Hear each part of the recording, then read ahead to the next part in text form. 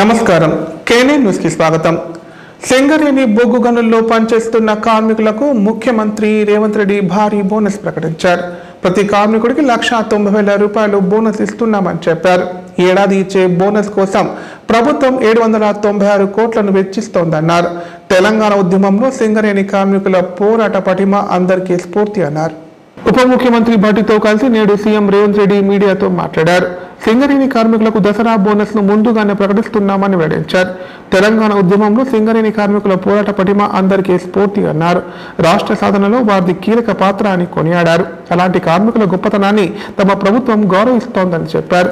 ఈ ఏడాది ఇచ్చే బోనస్ కోసం ప్రభుత్వం 796 కోట్లను వెచ్చిస్తోందని తెలిపారు। అంతేకాకుండా ఇకపై సింగరేణి లాభాల్లో కార్మికులకు కూడా వాటా ఇస్తామని, కనీసం 33% లాభాలు వారికి పంచుతామని వెల్లడించారు। మీడియా మిత్రులకు నమస్కారం। ఈ పత్రికా సమావేశంలో సహచార మంత్రివర్గ సభ్యులు, planning commission vice chairman, Singareni సంస్థకు సంబంధించిన అధికారులు, సింగరేణి సంస్థకు సంబంధించిన కార్మిక సంఘాల నాయకులు ఈ పత్రికా సమావేశంలో పాల్గొనడం జరిగింది। అత్యవసరంగా మంత్రివర్గ సమావేశానికంటే ముందే ఈ పత్రికా సమావేశాన్ని ఏర్పాటు చేసి నాడు తెలంగాణ రాష్ట్ర సాధన ప్రక్రియలో అగ్రభాగాన నిలబడి తెలంగాణ ఉద్యమాన్ని పతాక స్థాయికి తీసుకెళ్లింది సింగరేణి గని కార్మికులు। సింగరేణి గని కార్మికుల యొక్క శ్రమ, వాళ్ళ పోరాట పటిమ తెలంగాణ రాష్ట్ర సాధనలో అత్యంత క్రియాశీలకమైన ప్రత్యేకమైన పాత్ర పోషించడం జరిగింది। అలాంటి సింగరేణి సంస్థ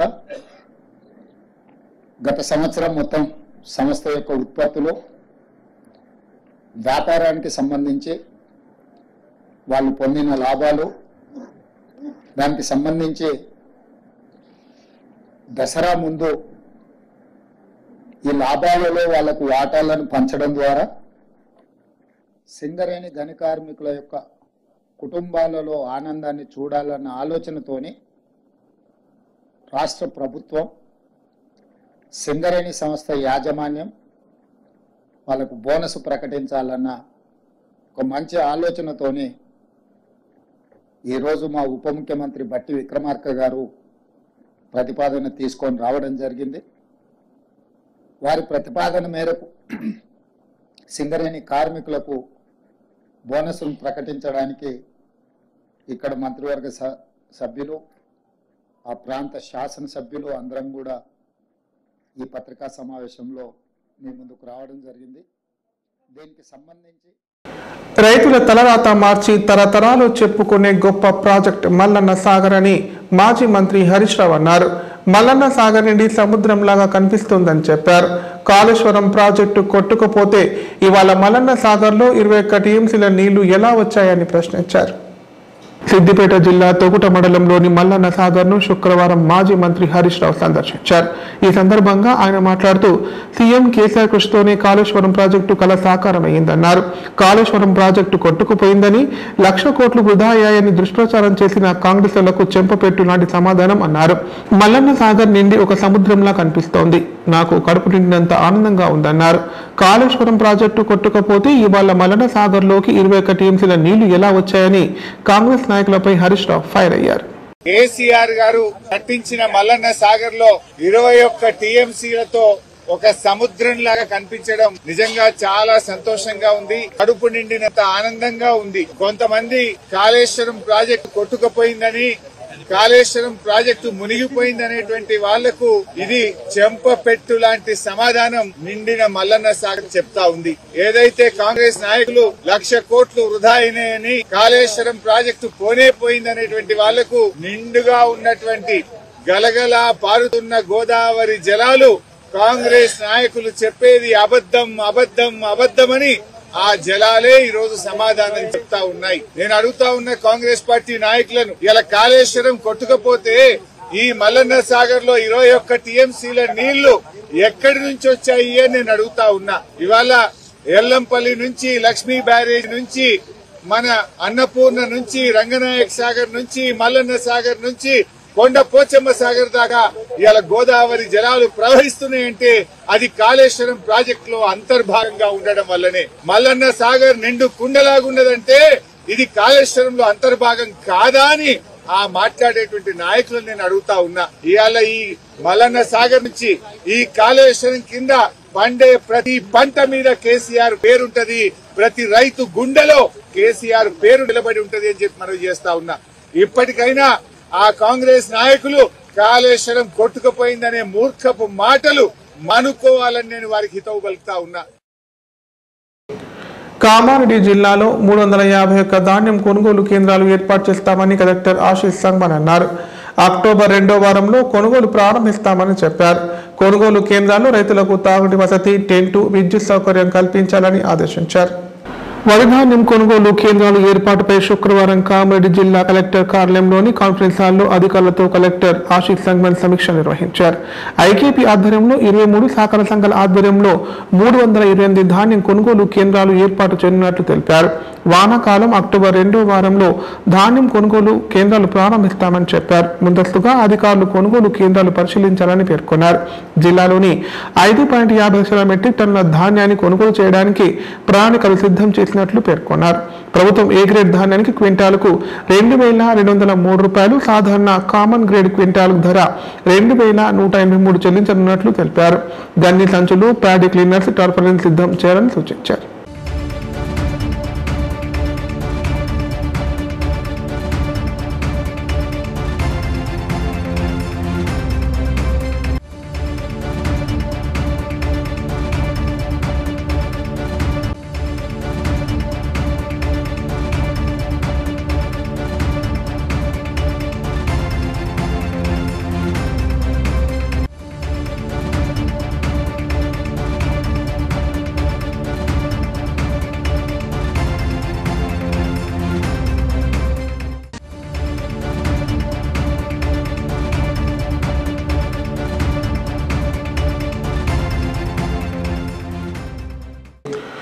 నిజాం సాగర్ D28 కాల్వకు గండి పడింది.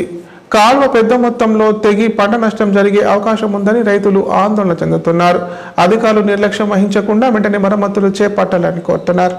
నిజాం సాగర్ నుంచి కింద ఆయకట్టు వరకు రైతులకు వెళ్లే సాగునీటి కెనాల్ D28 అనుబంధ కాలువ అంబం శివార్లో గండిపడింది.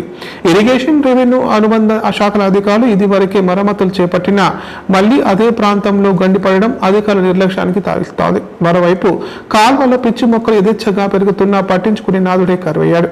కాలువ పెద్ద మొత్తంలో తెగి పంట నష్టం జరిగే అవకాశం ఉంది. దీంతో వెంటనే గండిపడిన ప్రాంతంలో మరమ్మతుల విషయంలో అధికారులు నిర్లక్ష్యం చేయవద్దని ఆయకట్టు రైతులు కోరుతున్నారు.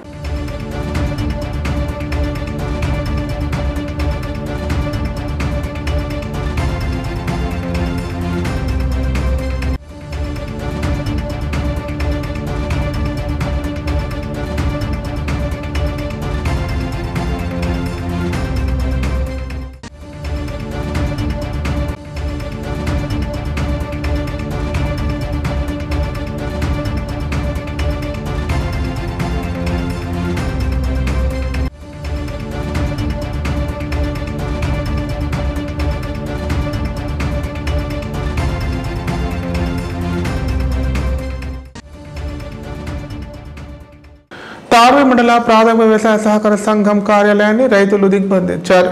పట్టా పాసు పుస్తకం ఆధారంగా రైతులందరికీ 2 లక్షల రుణమాఫీ చేయాలని డిమాండ్ చేశారు. దీనివల్ల ఆందోళన తీవ్రతరం చేస్తామని హెచ్చరించారు. ఎన్నికల సమయంలో రేవంత్ రెడ్డి ఇచ్చిన మాట ప్రకారం రైతులందరికీ 2 లక్షల రుణమాఫీ చేయాలని డిమాండ్ చేస్తూ రైతులు తార్వే మండల ప్రాథమిక వ్యవసాయ సహకార సంఘం కార్యాలయాన్ని ముట్టడించారు. అనంతరం సహకార సంఘం భవనంలో చైర్మన్తో సహా పాలక వర్గాన్ని దిగ్బంధించి భవనానికి తాళం వేశారు. రుణమాఫీ చేయాలని నినాదాలు చేశారు. సందర్భంగా రైతులు మాట్లాడుతూ కల్లిబొల్లి మాటలతో ముఖ్యమంత్రి అయిన రేవంత్ రెడ్డి రైతులకు న్యాయం చేయకుండా కాలయాపన చేస్తున్నారని చెప్పారు. రైతులందరికీ రుణమాఫీ చేస్తామని రేవంత్ రెడ్డి చెప్పినా కేవలం 30% మందికి మాత్రమే రుణమాఫీ అయ్యిందన్నారు. ఎలాంటి షరతులు లేకుండా పట్టా పాస్ పుస్తకం ఆధారంగా రైతులందరికీ 2 లక్షల రూపాయలు రుణమాఫీ చేయాలని డిమాండ్ చేశారు. రైతులందరికీ రుణమాఫీ చేయకపోతే ఆందోళన ఉధృతం చేస్తామని హెచ్చరించారు.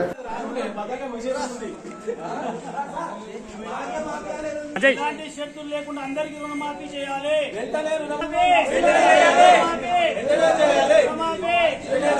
2 లక్షల రుణమాఫీ కౌలు రైతులకు న్యాయం చేయాలి. రైతులకు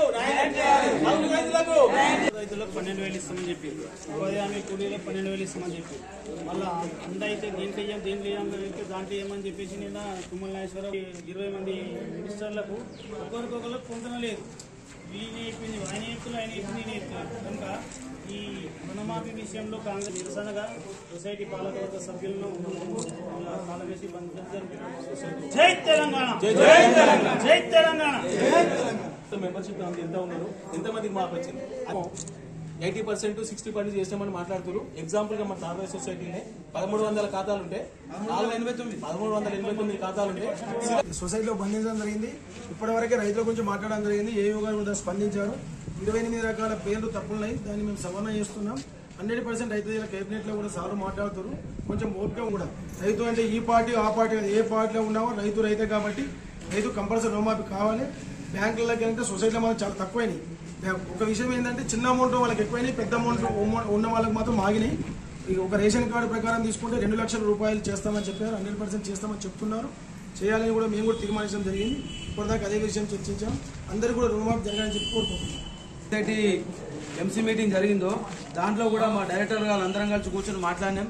ఏదైతే గవర్నమెంట్ రాకముందు ఏదైతే మాట్లాడిందో ఆ విధంగానే ఎలాంటి షరతులు లేకుండా పట్టా పాస్బుక్ కలిగి ఉండి కేవలం పట్టా పాస్బుక్ అర్హతతోనే వాళ్ళకు రుణమాఫీ చేయాలి. కానీ ఆ విధంగానే మేము తీర్మానం చేసినాం. ఒక రైతు అయి ఉండి వాడికి పట్టా పాస్బుక్ ఉండి అతనికి లోన్ ఉంటే సరిపోతుంది. ఎలాంటి రేషన్ కార్డు లేకుండా ఎలాంటి ఏం లేకుండా మేము కూడా మా పాలకవర్గం తరఫున మేమందరం కూడా గవర్నమెంట్కు ఇవాళ తీర్మానం అది చేస్తున్నాం. మేము తీర్మానం చేసినాం ఆల్రెడీ. ఇప్పుడు 28వ తేదీ నాడు జనరల్ బాడీ పెట్టినాము. మీ రైతులందరూ రావాలి స్వచ్ఛందంగా. ఆ రోజు కూడా ఒక జనరల్ బాడీ పెట్టి కలెక్టర్ గారికి ఒక లెటర్ ఇస్తాం. ఎలాంటి షరతులు లేకుండా రుణమాఫీ 2 లక్షల వరకు ఉన్న ప్రతి ఒక్క రైతుకు జరగాలి. అలాగే కౌలు రైతులకు కూడా 12,000 ఇవ్వాలని మేము తీర్మానం చేసినాము. ప్లస్ పట్టా భూమి లేని రైతులకు కూడా 12,000 ఇవ్వాలని తీర్మానం చేసినాం. కౌలు రైతులకు కూడా 15,000 ఏదైతే ఇస్తానో గవర్నమెంట్ అదే విధంగా ఇవ్వాలని చెప్పి మేము కూడా తీర్మానం చేస్తున్నాం. దయచేసి మీరు గమనించాలి.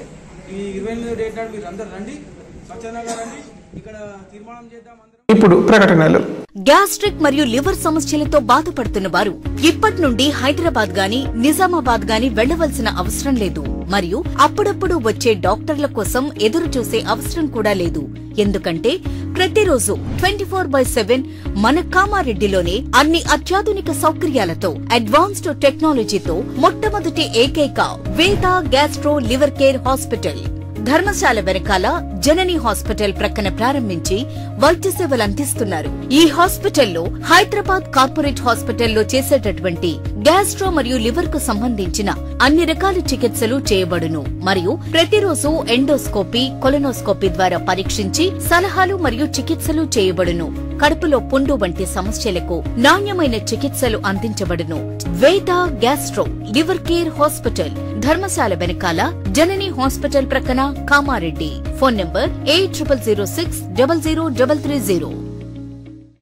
Life hospital Kamareddy. కామారెడ్డిలో 50 పడకల ISO సర్టిఫైడ్ గల ఏకైక hospital life hospital Kamareddy. Aarogyasri, EHS మరియు అన్ని రకాల నగదు రహిత హెల్త్ ఇన్సూరెన్సులు గల ఏకైక hospital life hospital. Aarogyasri card లేదా తెల్ల రేషన్ కార్డు ఉన్నవారికి ఆరోగ్యశ్రీ మరియు ఆయుష్మాన్ భారత్ ద్వారా ఆపరేషన్లు ఉచితంగా చేయబడును. కామారెడ్డిలో కార్పొరేట్ స్థాయి ఖరీదైన వైద్యాన్ని ప్రతి పేద మధ్యతరగతి వారికి అతి తక్కువ ఖర్చుతో వైద్యం చేయబడును. నిజామాబాద్, హైదరాబాద్ వెళ్లవలసిన అవసరం లేకుండా అనుభవజ్ఞులైన వైద్య బృందంచే క్లిష్టమైన ఎముకల ఆపరేషన్లు, ఆర్థోస్కోపిక్, కీహోల్ సర్జరీలు, జాయింట్ రీప్లేస్మెంట్, మోకాళ్ల మార్పిడి, వెన్నుపూస ఆపరేషన్లు మరియు 4 గంటలు అత్యవసర వైద్య సేవలు అందించబడును. మా సదుపాయాలు: అత్యాధునిక operation theatre, laminar OT, ICU, x-ray, physiotherapy, DEXA scan, pharmacy సౌకర్యాలు కలవు. రాష్ట్ర ప్రభుత్వ ఉద్యోగులకు ఫీజు రీయింబర్స్మెంట్ సౌకర్యం కలదు. సంప్రదించండి. లైఫ్ హాస్పిటల్, రాజీవ్ పార్క్ ఎదురుగా, సిరిసిల్ల రోడ్. కామారెడ్డి జిల్లా కేంద్రంలో మిలాదున్ నబీ వేడుకలు ఘనంగా నిర్వహించారు. ఇందులో భాగంగా ముస్లిం సోదరులు భారీ ర్యాలీ చేపట్టారు. అనంతరం నిరంజన్ చావలి దర్గా వద్ద ప్రత్యేక ప్రార్థనలు చేశారు. మహమ్మద్ ప్రవక్త జయంతిని పురస్కరించుకొని శుక్రవారం కామారెడ్డి జిల్లా కేంద్రంలో ముస్లిం సోదరులు భారీ ర్యాలీ నిర్వహించారు. పట్టణంలోని ఇస్లాంపురం నుండి ప్రారంభమైన ఈ ర్యాలీ ప్రధాన వీధుల గుండా కొనసాగింది. ముస్లిం యువత జెండాలు ఊపుతూ ఆధ్యాత్మిక నినాదాలు చేశారు. అనంతరం నిరంజన్ చావలి దర్గా వద్ద ప్రత్యేక ప్రార్థనలు చేశారు.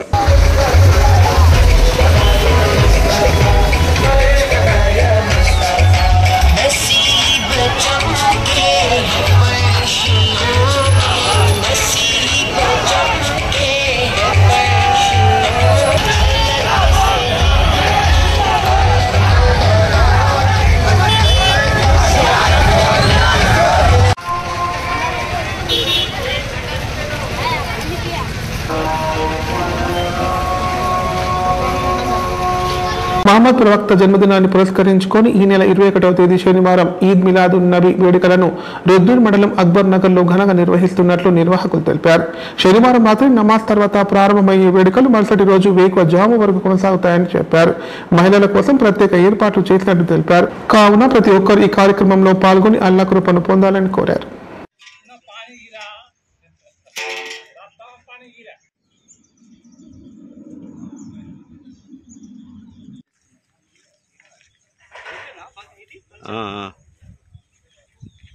पुणे में आया था गोरा बुजुर्ग पे खसर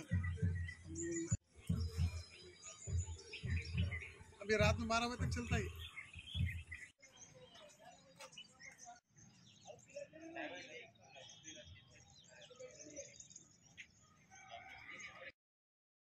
రుద్రూర్ మండల కేజీబీవీ వసతి గృహాన్ని ఎంఆర్ఓ తారాబాయి తనిఖీ చేశారు. విద్యార్థులకు ఎలాంటి అనారోగ్య సమస్యలు తలెత్తకుండా చూడాలని చెప్పారు. ఏదైనా సమస్యలు ఉంటే తన దృష్టికి తీసుకురావాలని సూచించారు. రుద్రూర్ మండల కేంద్రంలోని కస్తూర్బా గాంధీ విద్యాలయాన్ని తహసీల్దార్ తారాబాయి ఆకస్మికంగా తనిఖీ చేశారు. ఉన్నతాధికారుల ఆదేశాల మేరకు విద్యార్థుల బోధన మరియు వారికి అందించే భోజనాన్ని పరిశీలించారు. పాఠశాల వివరాలను స్పెషల్ ఆఫీసర్ శ్యామ్లని అడిగి తెలుసుకున్నారు. పాఠశాలలో ఉన్న వంటగది, విద్యార్థులు భోజనం చేసే పరిసరాలు పరిశీలించి పరిసరాలు పరిశుభ్రంగా ఉంచాలని సూచించారు. అనంతరం విద్యార్థులతో కలిసి ఎంఆర్ఓ మధ్యాహ్న భోజనం చేశారు.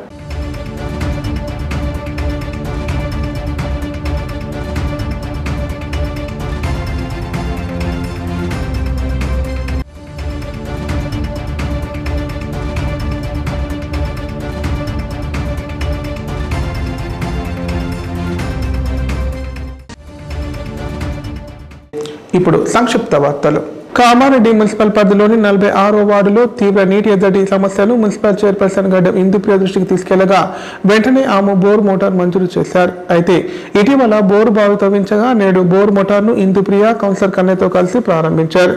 దీంతో బోరు బావి కోసం నిధులు మంజూరుకు సహకరించిన ప్రభుత్వ సలహాదారులు శిబిరలికి స్థానికులు ధన్యవాదాలు తెలియజేశారు.